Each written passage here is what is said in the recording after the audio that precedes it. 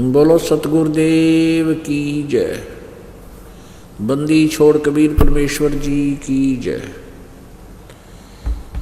बंदी छोड़ गरीबदास जी महाराज जी की जय।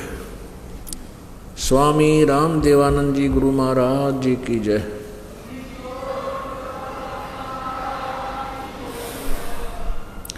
सर्व संतों की जय, सर्व भक्तों की जय, धर्मी पुरुषों की जय। श्री काशी धाम की जय, श्री छुडानी धाम की जय, श्री करोथा धाम की जय, श्री बरवाला धाम की जय। सत सहे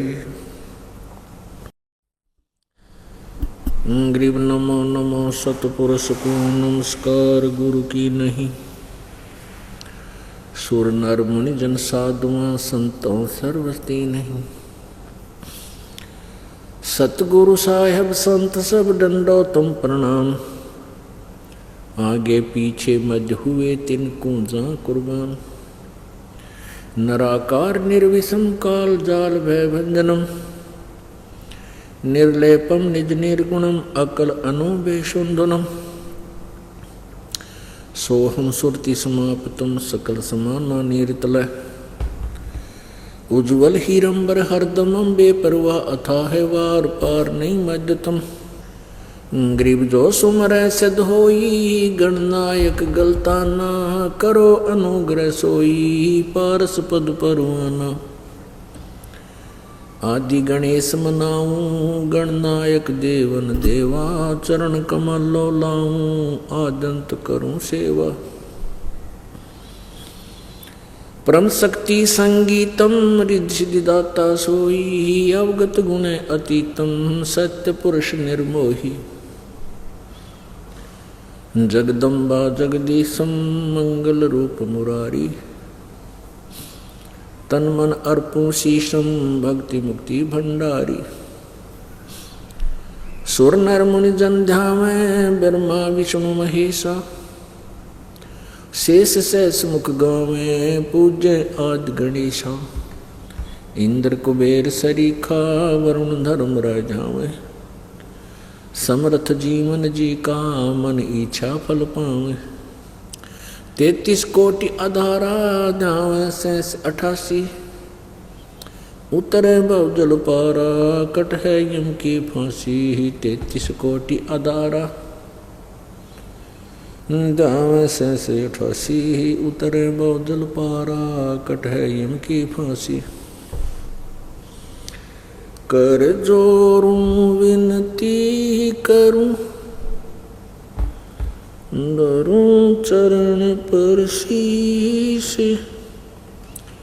गुरु जी राम देवानंद जी महाराज ने दियो नाम बख्शीश। कोटि कोटि सिजदा करूं कोटि कोटि प्रणाम। चरण कमल में राखियो मैं बंदी जाम गुलाम। कुत्ता हूँ गुरुदेव का रामपाल दास का नाम। गले प्रेम की जेवड़ी जा खेचो वहाँ जाऊं मैं। तो करो तो बावड़ू दूर दूर करो तो जाऊं। जो राखो तो ही रहूं जो देवो सो खाऊं। जय इब के सतगुरु मिले सब दुख आँखों रोए। चरणों ऊपर शीस धरूं कहूँ जो कहनी हो। कबीर साईं मिलेंगे पूछेंगे कुशलात। आदि अंत की सब कहूँ अपने दिल की बात। गुरु जी तुम ना भूलियो, चाहे लाख लोग मिल जाएं, हमसे तुमको बहुत है, तुमसे हमको नहीं। कबीर तुम्हारे विसारे क्या बने, मैं किसकी शरण में जाऊं। शिव ब्रंच मुनि नारद, तिनके हृदय न समाऊं। अवगुण किए तो बहुत किए, करत न मानी हार। बावे बंदा बख्श दियो, बावे गर्दन उतोर। अब गुण मेरे बाप जी, बख्शो गरीब नवाज। जो मैं पूत कपूत हूँ, बार पिता को लाज। मैं अपराधी जन्म का, नक्शक भरे विकार। तुम दाता दुख बंजना, मेरी करो सवार। सूरत करो मम साइया, हम हैं भव जल माही। आप ही बह जावांगे, जो तुम न पकड़ोगे बाण। बंदी छोड़ दयाल जी, तुम तक हमारी दौड़। जैसे कागज जहाज का, सूजत और नठोर। परम पिता परमेश्वर पूर्ण ब्रह्म, सारी सृष्टि के रचनहार कुल मालिक कबीर देव कबीर साहिब की असीम कृपा से आप जी सत्संग के अंदर पहुंच पाए। जिन पुण्यात्माओं के बहुत ही जन्म जन्मांतर के पुण्य एकत्रित होते हैं, वो प्रभु के विशेष कृपा पात्र होते हैं। आप उन्हीं पुण्य प्राणियों में से हो जो रह रह कर आपको परमात्मा काल से जमानत करवा के यहाँ अमृतवाणी की आपको वो उच्चार करवाते हैं। मात पिता मिल जावेंगे, मात पिता मिल जावेंगे, 184 माह। सतगुरु सेवा और ये बंदगी, भाई फेर मिलन की नाम। परमात्मा पूर्ण ब्रह्म स्वयं ही आकर के आप जी को चेता रहे हैं, समझा रहे हैं कि मनुष्य जीवन पाए कर नहीं रटे हरि नाम। और जैसे कुआ जल बिना फिर बनवाया किस काम। काल भगवान ने हमारे को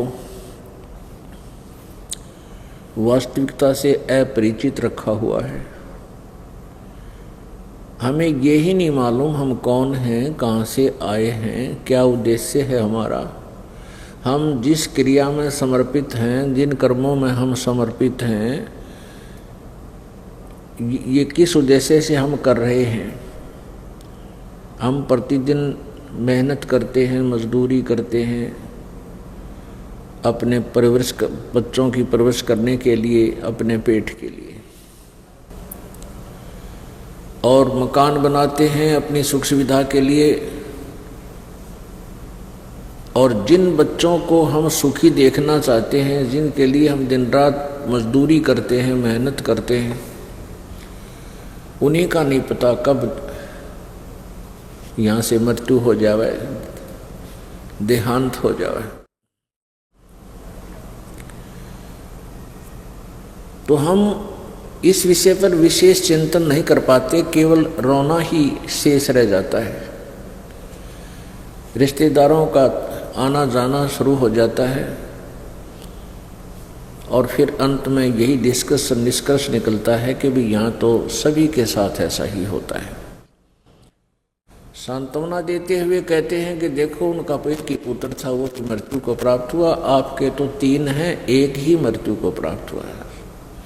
तो ऐसे संतोष कर लेता है वो व्यक्ति जिसके 3 पुत्रों में से एक की मृत्यु होगी। कैसे संतोष कर लेता है कि उसको बताया जाता है कि देखो अमुक व्यक्ति का एक ही पुत्र था, वो भी मृत्यु को प्राप्त हुआ। शांत हुए, समय आने पर कुछ दिन में ये जख्म भर जाता है, फिर उसी स्पीड को फिर पकड़ जाते हैं, भूल जाते हैं। परमात्मा हमें आकर के याद दिलाते हैं कि ये काल की भूल भुलैया है। इस काल भगवान ज्योति निरंजन अर्थात ब्रह्म को एक श्राप लगा हुआ है, इसको एक बीमारी लगी हुई है, जिसके कारण ये 1 लाख मानव शरीरधारी प्राणियों का नित आहार करता है।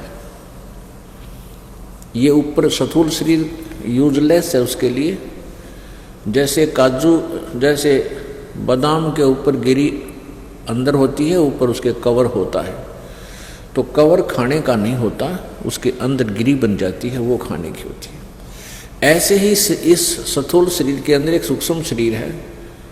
हम सारे जीवन में जो भी खट्टे मीठे चटपटे आहार करते हैं या कोई अन्य व्यसन करते हैं, उन सब का सूक्ष्म शरीर के ऊपर जा करके लग जाता है। ये ऊपर का जो कवर छिलका रह जाता है यहाँ पर स्थूल शरीर, फिर सूक्ष्म शरीर को तपस्या के ऊपर ये काल डाल के इस प्राणी को तड़फाता है, इसमें से गंध निकालता है सारे जीवन का, इसने जो प्रयोग किया है उसको फिर ये बड़े आनंद से खाता है। पुण्यात्मा, आप यहाँ भी देखते हो ये मांस खाते हैं। कोई मुर्गा काट दिया, मुर्गा तो चिल्ला रहा है, तड़फ रहा है, बकरा है, बकरा काट लिया, उसको मांस बना रहे हैं, खाने के लिए तैयारी कर रहे हैं, उधर बकरा चिल्ला रहा था, उधर बकरे के बच्चे भी चिल्ला रहे होते हैं, क्योंकि जब बकरों में से किसी एक को निकाल कर कसाई ले जाता है, बाकी काफ़ी देर तक म्या म्या म्या म्या करते हुए एक दूसरे से चिपकते रहते हैं, छुपते रहते हैं, तो रो पीट कर वह चुप हो जाते हैं। अब एक बकरे की जान गई और खाने वाला टेस्ट उंगली चाट रहा है, बहुत अच्छा मीट बना है। तो ये काल भगवान जो मन रूप में है, ये काल भगवान ही है, उसी का एजेंट है। तो ऐसे जैसी क्रिया ये खुद कराता है, फिर उसी का टेस्ट और सूक्ष्म रूप बना करके ये सूक्ष्म शरीर में पहुंचा देता है। उसको फिर ये 21वें ब्रह्मांड में बनी तपस्या के ऊपर भून कर ये काल भगवान उसमें से गंध निकाल कर खाता है, पीता है। इस उद्देश्य से इसने हमें वास्तविकता से दूर रखा हुआ है। आज तक न तो कोई ऋषि क्लियर कर पाया कि कौन भगवान है, कैसा है, कहाँ रहता है, और हम और आपकी तो औकात क्या कि हम इस काल के जाल को समझ सके। परमेश्वर ने आकर के ये काल का जाल हमें समझाया, उसके लिए हमें रह रह कर बताया है। इस जीव को कहते हैं कि तू जिस भी व्यवस्था को अपनी मानता है, जैसे कार मानता है, कोठी मानता है, बेटा या बेटी अपनी मानता है, ये तेरी महाभूल है। परमात्मा ने फिर ये कहा कि तुम ये जो भी तुम्हारा संस्कार है, जिस भी अभिनय करने के लिए आपको भेजा गया है, उस अभिनय को सकुशल करते हुए, यानी बेटा है तो बेटे वाला रोल ही करे, बाप है तो बाप का रोल भी वो सुचारू रूप से करे, माँ है माँ का रोल करे, बेटी बेटी का करे। ऐसे करते हुए परमात्मा की याद हृदय से जा नहीं। उसके लिए क्या बताते हैं, पानी की जल बूंद से साज बनाया जीव, अंदर बहुत अंदेश था, बार बिसरिया पीव। एक स्वभाव है प्राणी का, जिसमें इस पर आपत्ति आती है उस समय तो परमात्मा को याद करता है, आपत्ति टल जाने से तुरंत ही खुशी मना करके ये अन्य वस्तुओं को याद करता है।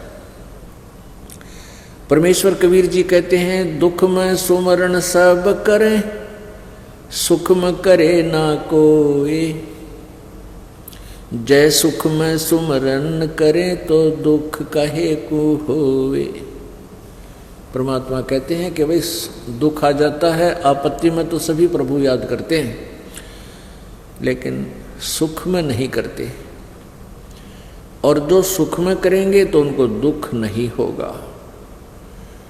पुण्यात्माओं, इसमें बहुत सी बातें आ जाती हैं। वैसे तो सभी, कोई राम राम कह रहा है, कोई अल्लाह अल्लाह कह रहा है, कोई ओम ओम की रट लगा रहा है, कोई ओम नमः शिवाय, कोई किसी प्रकार के मंत्र, कोई किसी प्रकार के जाप कर रहा है, और उन पर भी आपत्तियां घोर आ जाती हैं और उनको सब हानि पहुंचा जाती है। फिर वो सोचते हैं कि देखो ये तो सुख में भी भगवान को याद कर रहा था, फिर भी चोट, इसको हानि होगी, नुकसान हो गया, परिवार में भी हानि होगी। उसका कारण क्या था कि वो शास्त्र विधि रहित साधना थी, और शास्त्र विधि को त्याग कर मनमाना आचरण जो करते हैं, मनमानी पूजाएं, मनमाने मंत्र जाप करते हैं, साधनाएं करते हैं, तपस्याएं करते हैं, वो यूजलेस हैं। गीता जी अध्याय नंबर 16 के श्लोक नंबर 23 में स्पष्ट किया है कि शास्त्र विधि को त्याग कर जो मनमाना आचरण करते हैं, अपनी सब इच्छा से मन गणत जो जाप मंत्र आदि कोई क्रियाएं करते हैं भक्ति की, न तो उनसे कोई लाभ होता है, न तो कार्य सिद्ध होता है, न उनकी गति होती है, न ही उनको कोई सुख प्राप्त होता है। और इन तीन वस्तुओं के लिए ही हम परमात्मा की साधना उपासना करते हैं। दूसरा कारण यह है कि जैसे आप जी ने शास्त्र अनुकूल साधना भी प्रारंभ कर रखी है, उपदेश ले रखा है, आपके घर में सब सुविधाएं उपलब्ध हैं, कोई दुख नहीं है जिसको आप दुख मानते हैं संसारिक, और फिर आप साधना भी कर रहे हैं और फिर भी आप पर आपत्ति आ गई, उसके दो कारण हो सकते हैं।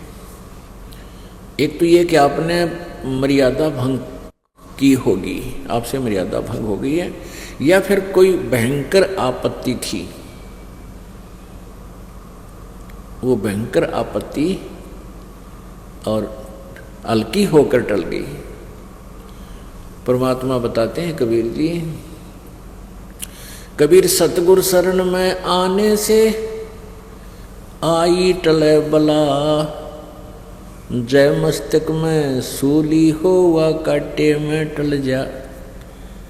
सूली में सजाए मौत, जैसे फांसी देते थे हैं, ऐसे एक पहले सूली देते थे, सूली तोड़ते थे, उसको तो सूली तोड़ दिया।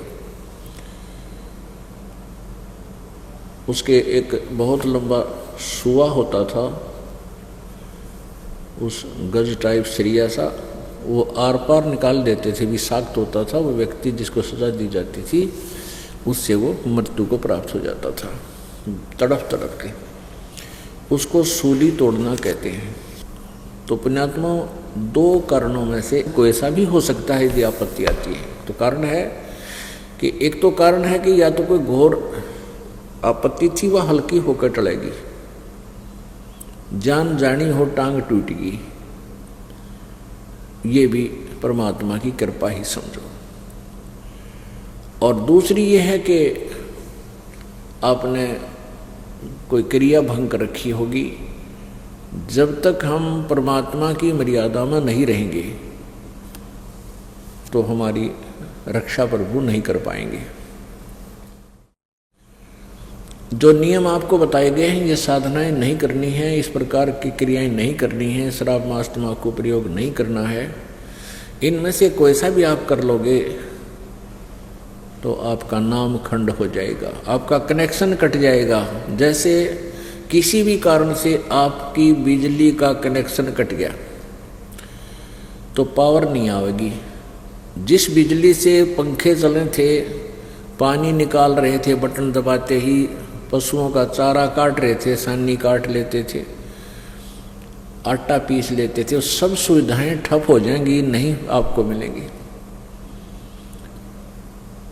तो वो कनेक्शन फिर पुनः जुड़वाना पड़ेगा आप जी ने, तभी ये सब लाभ आपको पुनः प्राप्त होंगे।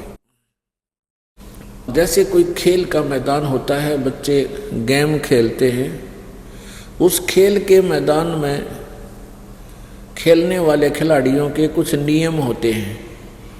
उन नियमों में से एक भी कोई भंग हो गया तो वो फाउल होते हैं, उनको खेल से बाहर कर दिया जाता है। ठीक इसी प्रकार आप ही परमात्मा प्राप्ति रूपी गेम के खेल के आप खिलाड़ी सिलेक्ट हो गए हैं, आपको उपदेश मिल गया है, आपकी एंट्री होगी है, और अब आप ठीक नहीं खेलोगे, फाउल खेलोगे तो आपको परमात्मा सहायता नहीं करेगा, आपको फाउल कर देगा, आपको गेम से बाहर कर देगा। ऑटोमेटिक कनेक्शन है। उसके लिए एक ही उपाय है कि आप भविष्य में ऐसी गलती ना करने का वचन करें, पुनरुपदेश लें, कनेक्शन फिर जुड़वाएं, बिजली का कनेक्शन पुनः चालू करवाएं, अर्थात पुनरुपदेश लें।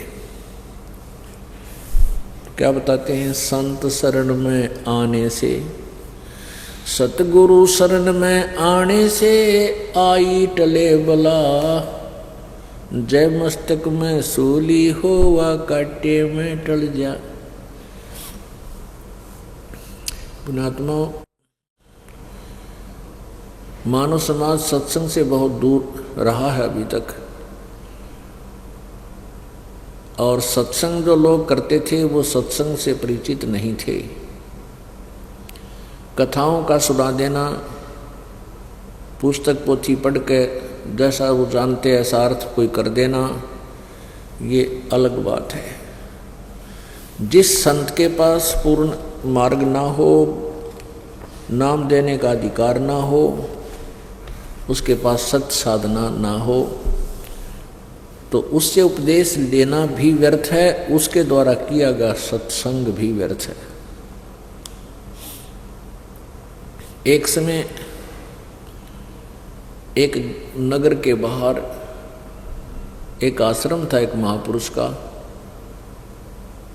पुण्यात्माओं कहते हैं, 100 छलछीदर मैं करूं अपने जन के काज, अरण्यक से पूजो मार दो नरसिंह धरहूं साज। अनंत कोटि अवतार हैं, अनंत कोटि अवतार हैं, ये नोचित हुए बुद्धि नासे, खालिक खेल खलक में 6 ऋतु 12 मास। क्या बताते हैं गरीबदास साहिब जी? परमेश्वर कबीर जी से परिचित होने के उपरांत जिसमें उनका ज्ञान योग खुल गया था, उसके बाद तत्व ज्ञान प्रचार करते हुए बता रहे हैं कि परमात्मा पूर्ण ब्रह्म के अनंत अवतार हो लिए। अवतार माने अंत बार वो अवतरित हो लिया अपने सतलोक से आकर, और ये मंदबुद्धि के लोग केवल 9 अवतारों तक सीमित हैं जो काल के पुत्र यहाँ अवतरित होकर आए हैं। अनंत कोटि अवतार हैं, नोचित हुए बुद्धि नासे, ये खालिक खेल खलक में 6 ऋतु 12 मास। खालिक माने परमात्मा, इस खलक यानी दुनिया में, यहाँ दिन में भी कई बार आकर वापस चले जाते हैं अपने सतलोक में। अपने किसी भी भक्त पर भीड़ पर आपत्ति आती दिखे, 1 सेकंड में आते हैं, उसके दूर करके सेकंड में चले जाते हैं। और कहीं भी वो परमात्मा किसी अन्य नाम से प्रकट हो करके कुछ दिन किसी क्षेत्र में रह करके एक संत रूप में भूमिका करके, और कुछ क्षेत्र में अपने भक्तों को भक्ति जो है ना उसके उनमें प्रवेश करके फिर चले जाते हैं, फिर वो ढूंढे से नहीं मिलते। ऐसे लीला करते हुए परमात्मा बहुत बार ऐसे लीला कर जाते हैं, जिस कारण से परमात्मा की स्थिति आज तक विद्यमान है।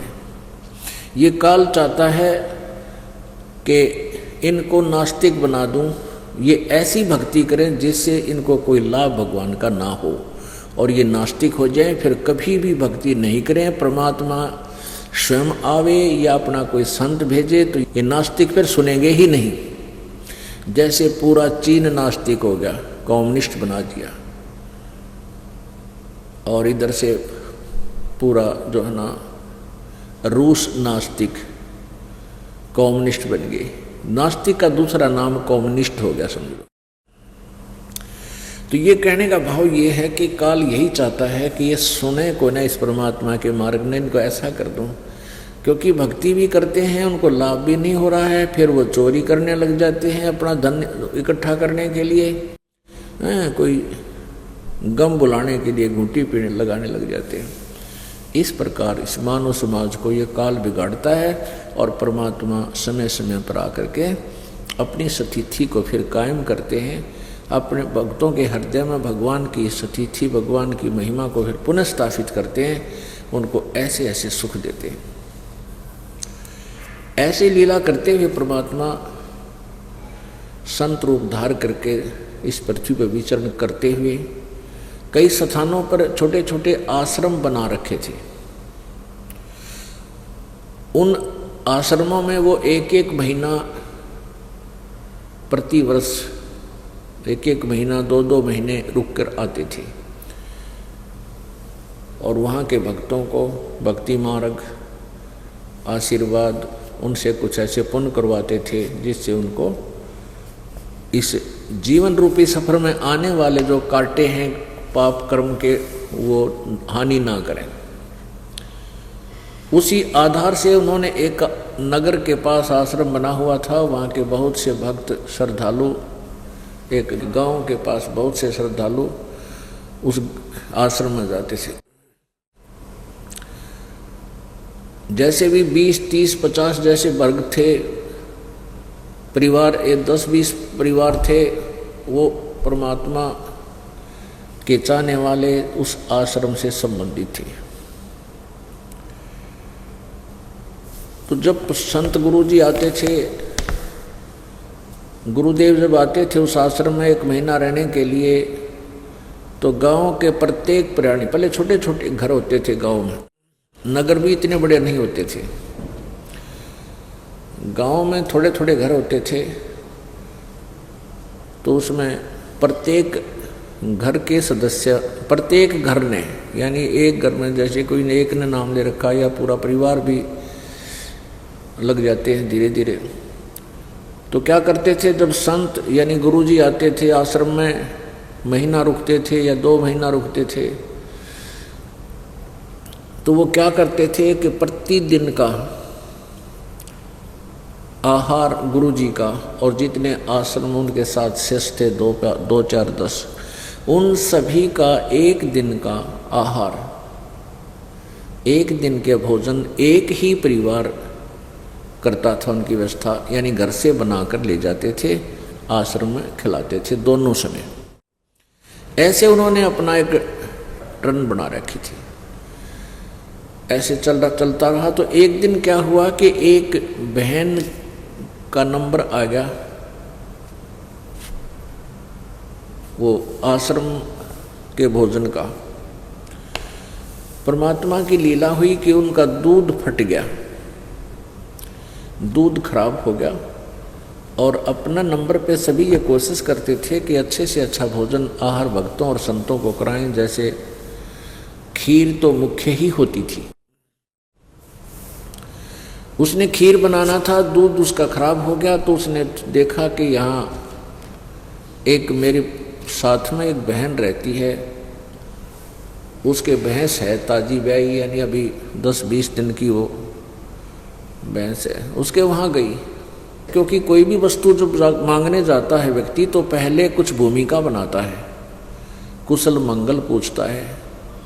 जो ही उस सत्संग में जाने वाली गुरुमुख बहन ने उस नए सत्संग में जाने वाली बहन से प्रार्थना की कि कुशल मंगल पूछा कि ठीक हो, परिवार कैसा है, ठीक है, तो उस बहन ने कहा, जो उपदेशी नहीं थी, उसने कहा कि बहन कुछ भी ठीक नहीं, पहले तो मेरे पति की मृत्यु हो गई थी। तो उस बहन ने कहा कि बहन आंखों में आंसू भरकर रोते हुए कहने लगी कि मेरे भाग में सुख को ना। पहले पति की मृत्यु हुई, इकलौता पुत्र है, आपको पता ही है, और छोटी ही उम्र का था ये, तभी इसके पिता की मृत्यु हो गई थी। और मैंने यही जानकर पुनर्विवाह नहीं करवाया कि मेरे बेटे को दुख ना हो जाए, पुत्र इसने अपना पाल पोस के बड़ा कर लूँगी और ये आगे चलकर मुझे सुख देगा। अब पति का गम भूली थी, बच्चा युवा होने लगा था, अब ये बच्चा भी निकम्मा हो गया, शराब पीता है। रात को इसकी इंतज़ार करती रहती हूँ, ना जाने कब ये आकर के विश्राम करता है और सुबह निकल जाता है, पैसे मांगता है, शराब पी जाता है और कोई नशीली वस्तुएं खाता है। अब मेरा तो जीवन नरक हो गया है, बहुत बुरी तरह रो रही है। तो उस बहन ने कहा कि बहन, मैं आपसे एक प्रार्थना करना चाहती हूँ कि आप हमारे सत्संग में चला करो, गुरुजी आए हुए हैं, आप भगवान के विचार सुनोगी, परमात्मा की चर्चा सुनोगे, आपका दुख दूर होगा। जो हो लिया सो हो लिया, पर आगे भगवान आपकी बहुत मदद करेंगे, आप गुरुजी से उपदेश ले लो।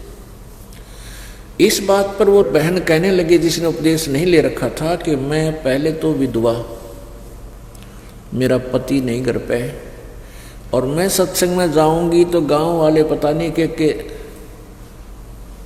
मुंह बनावेंगे, क्या क्या चर्चा करेंगे, ये तो बिगड़गी, इसका पति को नहीं है, ये तो निकम्मी है, और देवर जेठ ये सब ताने मारेंगे, मुझे पता नहीं किस दृष्टि से देखेंगे। मैं नहीं ले सकती उपदेश वगैरह, मैं नहीं ले सकती। तो चलो ना हुई, कोई बात नहीं। फिर उस बहन ने कहा कि बहन ऐसे मैं उपदेश ले रखा गुरुजी से,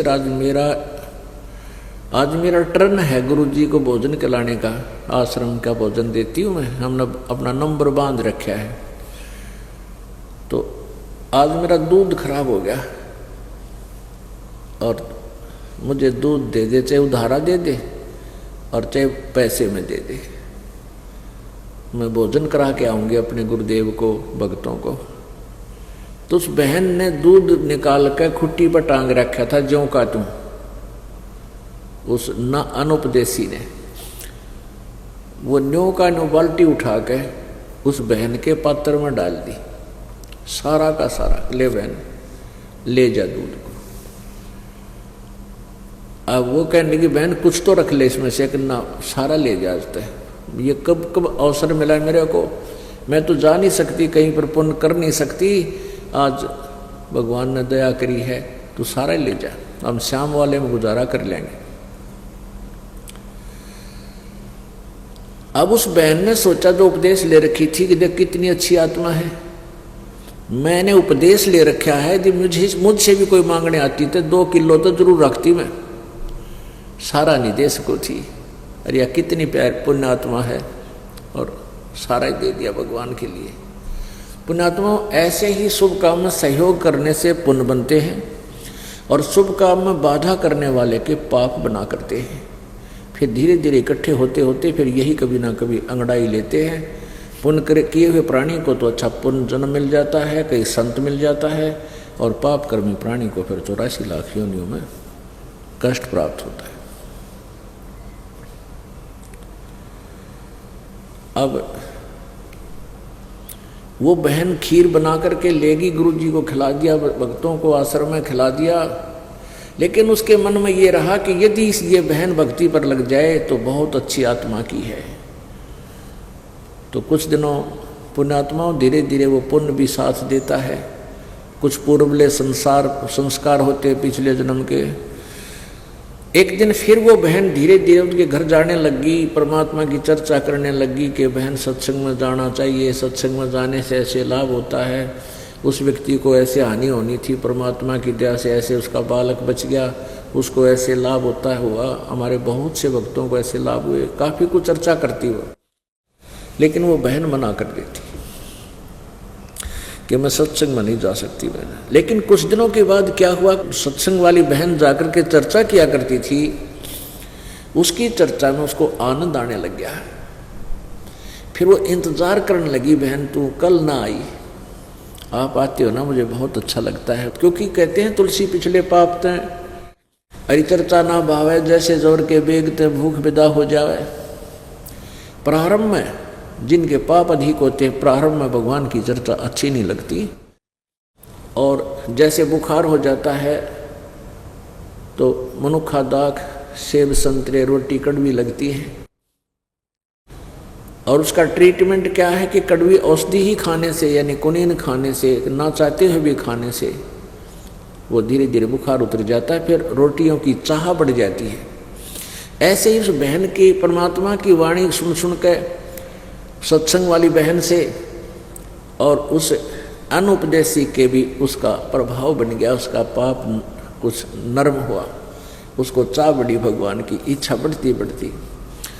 एक दिन बहन ने समझाई कि बहन देखो, आज तू लोक लाज कर रही है, संसार से डर के कि दुनिया क्या कहेगी, तू सत्संग में नहीं जाती, और सत्संग में ना जाने से आप अगले जन्म में पशु पक्षी बन जाओगी, तो ये कुल तेरा मदद नहीं करेगा, ना जाने कहाँ कुतिया बन के धक्के खाएगी, फिर कौन कुल तेरा साथ देगा। तो एक दिन उसका यह बात समझ में आ गई, कहने लगी बहन, बहुत सा समझा उस बहन ने, परमात्मा से ज्ञान सुना हुआ कि देख मीराबाई ने कितना संघर्ष किया,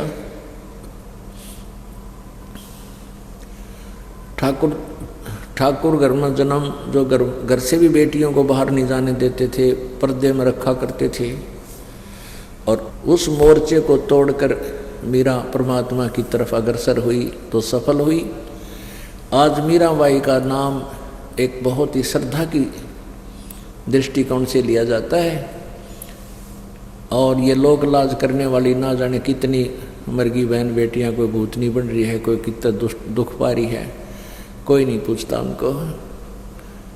कहने का भाव ये है कि उस प्यारी आत्मा को एकदम प्रेरणा होगी, कहने लगी बहन मैं चल नाम लूँगी। उपदेश ले लिया, 10-20 दिन 15 दिन हो गए, तो एक दिन उसके मन में प्रेरणा हुई कि अभी मैं भी गुरुदेव को भोजन खिलाऊं, मेरा भी पुण्य बढ़े। क्योंकि यहाँ आने से पता चलता है, जैसे भक्तों को पता चलता है भाई हवन के लिए ज्योति का दान करने से ऐसा पुण्य होता है, भंडारे के लिए पाठ वाद्य कराने से ये पुण्य होता है, तो धीरे धीरे परमात्मा व्यवस्था भी करता है, प्रेरणा भी करता है, तो फिर वो इच्छा बन जाती है कि मैं भी एक धर्म पाठ कराऊं। तो ऐसे उस बहन के ने जैसा वहाँ देखा कि सभी नंबर बांध रखे हैं और अपने टर्न पर सभी अपना संतों और भक्तों को भोजन कराते हैं, बड़ा पुण्य होता है, तो उसके मन में प्रेरणा हुई कि मैं भी ऐसा ही करूं। तो उसने सभी बहनों से कहा मेरा भी नंबर लगा दो। तो जिसके जैसे भी नंबर बंधे हुए थे वो पूरे बंधे हुए थे, पूरे महीने के। सभी ने यही लालच किया कि देखो गुरुदेव मुश्किल से आते हैं और ये पुण्य करने का अवसर हमें बड़ी ही मुश्किल से मिलता है, हम अपने टर्न से नहीं दे सकते। तो उस जिस बहन ने वो लगाई थी सत्संग में साथ लेकर गई थी, उसने कहा बहन ऐसे कर ले, अब ये 1-2 दिन के बाद मेरा टर्न आएगा, उसमें सुबह का भोजन मैं करवा दूंगी, शाम का तो करवा दिए, आप करा देना। तो वह बड़ी खुश हुई, चलो एक समय का तो मालिक ने दया करी। तो फूली नहीं समावे, वो दिन आ गया, शाम के समय भोजन बनाया, इधर उधर से सारे सामग्री ले आई, बढ़िया भोजन तैयार किया। और क्या हुआ कि उसी दिन उसको एक भयंकर बुखार बन गया, इतना बुखार बन गया कि उससे 10 कदम भी चला नहीं जावे। खाना तो बना दिया पर चलने की हिम्मत रही नहीं। उधर से उसका पुत्र जो था, वो इकलौता पुत्र शराब पीता था। अब शराब पीने वाले को तो रोज चाहिए शाम ना 100 रुपये, वो लावे कहाँ से। तो उसने फिर चोरी शुरू करेगा, कि तब बकवाद करेगा, डाके मारेगा, कोई और 36 फंड करेगा, जब वो नशे का खर्चा उसका चलेगा। वो एक चोर गिरोह से मिल गया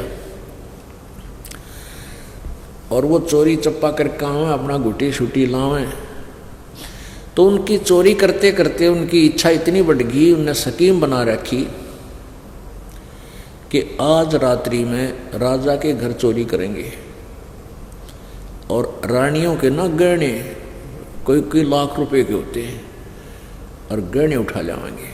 तो सब ने अपने मियाँ मिट्ठू बन गए और ये स्कीम बनाई कि रात के 12 बजे इस मंदिर के पास आ जाना है। एक मंदिर था, तो सब अपनी अपनी तैयारी में लग गए।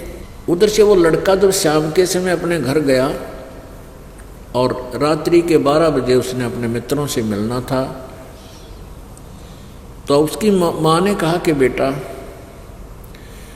वो सारी कहानी बताई कि ऐसे ऐसे आज मैंने बड़ी मुश्किल से ये टर्न मांग कर ली है। शाम का भोजन मैंने शाम के भोजन की मेरे अरदास मंजूर हुई है और बेटा मुझे बुखार बहुत हो गया, मैं चलने में असमर्थ हूँ। आप ये भोजन मेरे गुरुदेव का आश्रम में दे या बेटा। अब शाम के 8 बज रहे, 7, 8 बज गए गर्मियों के दिन, और उसने सोचा लड़के ने कि 2 किलोमीटर पर आश्रम, 1 घंटा जानकर 1 आने का, और 1 घंटा मन माने वहाँ भोजन खाने में ला दे बाबा जी, और तेरे तो 12 अढ़ाई बज जाएंगे, मैं जा नहीं पाऊंगा चोरी करने। तो उसने कहा कि माँ, मैं किसी की रोटी राटी नहीं लेकर जाऊँ कहीं पर, मैं खाना नहीं ले जाऊँगा, और माँ तू वहाँ मत जाकर, दुनिया तेरे बारे में पता नहीं कौन क्या क्या कहता है, क्यों चक्कर में पड़ रही है, कुछ ना कहता है। तो उसकी माँ ने बोली बेटा आज तो मेरा ये काम कर दे, मैं जिंदगी में तुझे फिर आज के बाद कुछ कदे नहीं कहूँगी तू किसी काम के लिए, और यदि तू आज ये भोजन नहीं पहुँचावेगा तो मुझे फिर आगे टर्न नहीं मिलेगी, क्योंकि सब मेरे पर आश्रित हैं कि वो रोटी लेकर आवेगी, कोई नहीं बनाएगा, साधु महात्मा भूखे सोएंगे। माँ ने 1-2 बार कहा पर वो नालायक कति नहीं माना, ने बोला मेरे फालतू मत बोला है। अब वह माँ बुरी तरह बैठकर रोने लगी और रोने के अतिरिक्त कोई विकल्प नहीं था। अरे बोली बेटा देख मेरा बहुत बुखार हो गया है, मैं तुझे झूठ नहीं बोल रही हूँ और यह दया कर दे, कृपा कर दे। उसने देखा अपनी माँ का हाथ, बहुत बुरी तरह रो रही थी, तो कहने लगा माँ बुखार तो बहुत हो गया थे आपके। उसने सोचा माँ बहुत ज़्यादा रोएगी, दुख पाओगी आत्मा, चल जल्दी जल्दी रोटी देकर आ जाता हूँ, अभी तो 8 बजे हैं और थोड़ा शीघ्र आ जाऊँगा।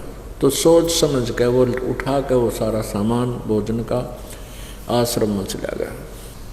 अब वो लड़की जब जाती थी सत्संग में, एक ही अर्ज किया करती थी अपने गुरुदेव के सामने कि गुरुदेव मेरा बेटा मेरी आज्ञा का पालन नहीं करता, पता नहीं कहाँ रहता है, शराब पीता है, और कहती हूँ तो मेरे से लड़ने लग जाता है, कति बिगड़ गया गुरुदेव, अपनी शरण में ले लो बच्चे को।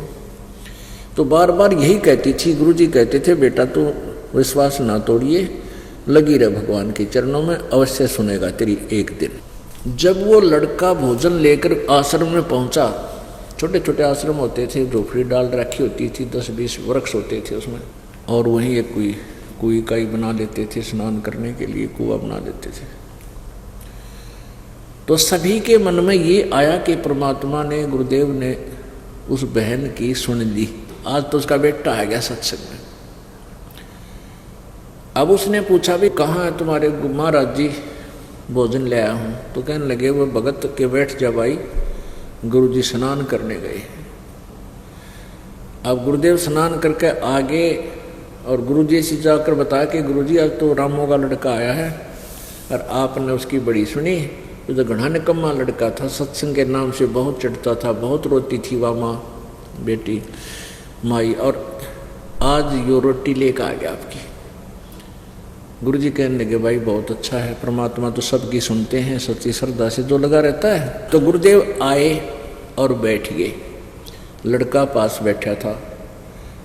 तो गुरुजी ने सोचा बेटा आज लड़का आया है सत्संग में, शायद यू ना आ पाता, ले इसको कुछ 2-4 बातें अच्छी अच्छी बता देता हूँ ताकि इसकी रुचि बने। तो गुरुजी लागे समझान बेटा भगवान की भक्ति करनी चाहिए, मनुष्य जीवन परमात्मा के ने इसीलिए दिया है कि हम परमात्मा को याद करें, अपना कल्याण करावें। और जीवन सदा नहीं रहेगा। या इस तरह की कुछ चर्चा की तो वो नालायक बच्चा कहता महाराज जी रोटी खा ले जल्दी, मैंने देर हो है, मैंने तेरे भाषण की जरूरत को ना। अब वो महात्मा ने सोचा भाई ये तो सचमुच निकम्मा है बालक से, वह छोरी लड़की ठीक रोती है। तो महात्मा जी ने सोचा अपना क्यों माथा मारे डांगर के साथ, हमने रोटी खा ले। वो खाना खा लिया। खाना खा लिया तो दूसरे भक्त कहने लगे लो बर्तन साफ कर देते हैं और फिर ले जिए भाई। उसने तो रात के 12 बजे दिखे थे, कहते तू पीछे रह जा, वो अकेले चोरी कर लिया और तुझे धन्ना मिल रहा है। वो झूठे बर्तन डाल जो थैले में, नो बोला माप धो लो, मेरी माप धो लेगी आप वहाँ पर, ऐसे ले चला। वहाँ से डांक ठोक दी, नो भाग लिया दौड़ता हुआ जल्दी जल्दी आगे। तो जब वो चला आ रहा था तेजी से, एक कांटा चल गया उसके पैर में, कांटा लग गया और अंदर ही टूट गया अच्छा लंबा। अब उसके तो पैर ना टिक गए, जब आधा सफर हो लिया तब उसको कांटा लग गया और पैर के अंदर ही टूट गया वह सूल। और उस पैर को वो टेक नहीं पा रहा है, पंजे पंजे रखता हुआ और धीरे धीरे आ रहा लंगड़ाता हुआ। काफी समय लग गया। अब कांटा रात ने निकला को ना, पहले ऐसे औजार होया करते थे, शाम ने कुछ बांधते उसका और सुबह फिर निकाला जाता, ऐसे कुछ व्यवस्था थी। अब उसका चोरी का प्रोग्राम तो टल गया। उसको बड़ा दुख हुआ। जाती अपनी माँ को भूंडी अच्छी बोला और 20 गाल दी। महाराज गुरुजी तक गया था, तेरे गुरुजी तू कहती है वहाँ बड़ा सुख होता है और मेरा तो इतना दुख हो गया, मुझे तो नाश कर दिया मेरा तेरे गुरुजी का, कभी नहीं जाऊँगा, उसकी शक्ल भी नहीं देखूँगा। आज ही गया था जब मेरा कांटा लग गया और आप कहते हो वहाँ पर ऐसे ऐसे होता है। अब वो माई रो रही है, अपनी किस्मत को कोस रही है कि मैं कितनी निकम्मी, कितनी मंदभागी हूँ, मैं कितनी दुर्भाग्यन हूँ, कितना दुर्भाग्य है मेरा कि हे भगवान आज के बाद ये कभी ना खुद जाएगा ना मुझे जाने देगा, ऐसा निकम्मा बच्चा है। ये परमात्मा इसका कांटा भी आज ही लगना था, निकम्मे का मेरा ही दुर्भाग्य है और अब ये कभी मुझे जाने नहीं देगा।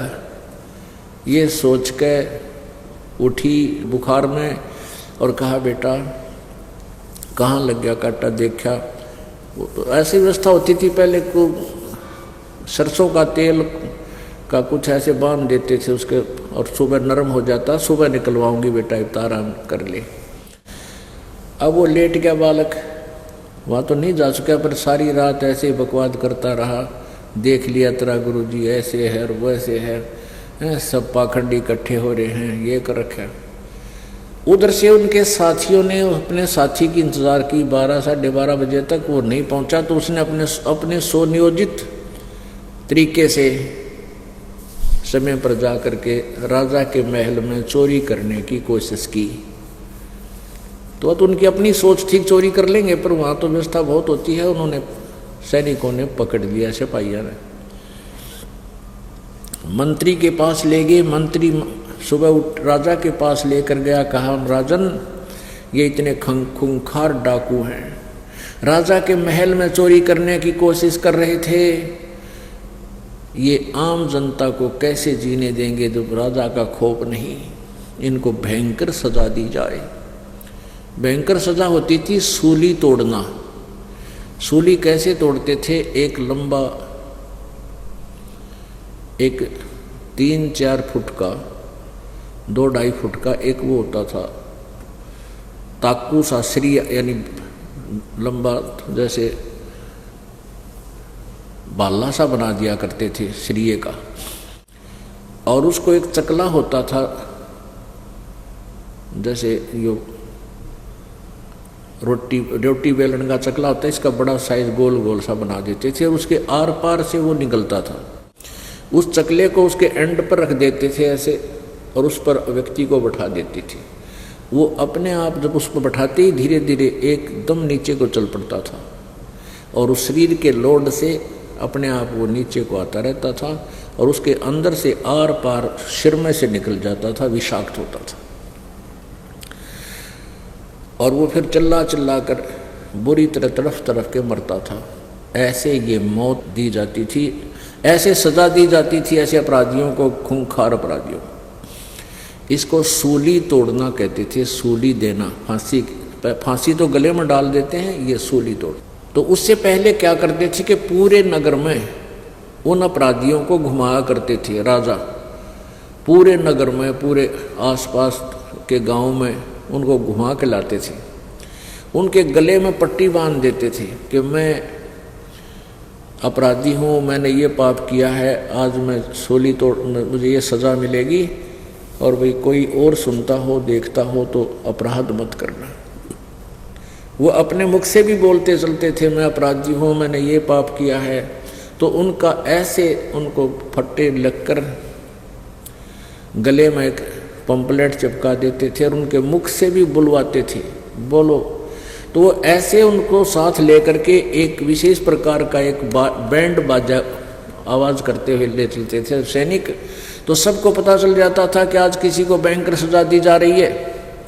अपने अपने घर से निकल कर सब देखा करते थे किसने क्या अपराध किया और इसको क्या सजा दी जाएगी। तो जो ही वो शोर शराबा होता हुआ आया, समझ गए सभी। तो वो माँ बेटा दोनों के दोनों, माँ ने सुबह कांटा निकलवा दिया, अच्छी लंबी सूल लगी हुई थी, कांटा लंबा था, वो निकलवा दिया। तो दोनों माँ बेटा अपने घर से बाहर आकर के ये देखने के लिए खड़े हो गए कि किसको क्या सजा दी जा रही है। तो जो ही वो उसके पास आए, उसके मित्र, वही साथी जिनके साथ वो चोरी करने जाना था राजा के घर पे, और वो ये कह रहे हैं कि हम अपराधी हैं, हम राजा के घर चोरी करने की योजना बना रहे थे, आज शाम को 4 बजे हमें सूली दी जाएगी, कोई सुनता हो कोई देखता हो तो अपराध मत करना। अब वो तो चले गए आगे, और उधर से सैनिक उनका डंडे मार रहे हैं आगे, वो तो चले गए। माँ अपने काम लग गई। वो लड़का, उसने विचार किया कि हे परमात्मा, यदि कल रात में मेरा कांटा ना लगता तो मैं इनके साथ होता, और इनके साथ होता तो मुझे भी आज सूली तो टूट जाता, मैं मर जाता, मेरी माँ का क्या होता। अब उसको फिर याद आई ये बात। अब जब उसकी माँ अपने काम लगी हुई थी, सब विचार करके अपनी माँ के सीने से लग कर बुरी तरह रोने लग गया। उसकी माँ ने सोचा क्या हो गया बेटे को, अचानक कहने लगी बेटा अब तो तेरा कांटा भी निकलवा दिया, रो क्यों रहा है। तो उसने सारी कथा बताई।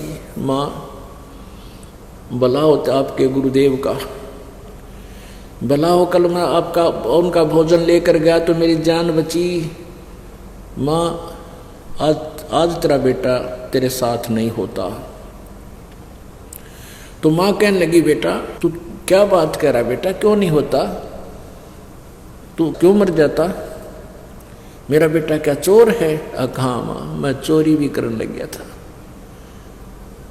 फिर वह माँ रोने लगी, अरे निकम्मे तो चोर भी हो गया था, हक माँ मैं घना दुष्ट हो गया था, और शुक्र है तेरे गुरुदेव का कल मैं भोजन लेकर गया, मेरे यू कांटा ना लगता ना, मैं डटा नहीं डटू माई, और आज मेरी माँ का क्या हाल होता, कैसे दिन टाइम पास करती माँ तू।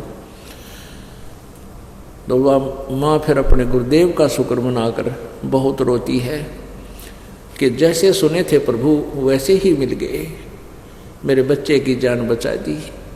बच्चा बोला माँ मैं तेरे साथ चलूँगा, नाम लेकर आऊँगा। कहते मरता क्या नहीं करता, वो तो ऐसी बूढ़ी भयंकर मौत तुरंत दिखाई दे रही उसको। अब कहते सोचल सीधर मैं करूँ अपने जन के काज। अपने आत्मा जब उसका कांटा लग गया बेटे गए, माँ के दिल पर न्यों बीती थी, भगवान को सुना तो है सुख देता है, मेरे बेटे का कांटा लग गया और अब मैं जा नहीं पाऊंगी। लेकिन फिर भी उस पुण्यात्मा ने अपने भाग्य को कोसा, गुरुदेव में दोष नहीं बताया।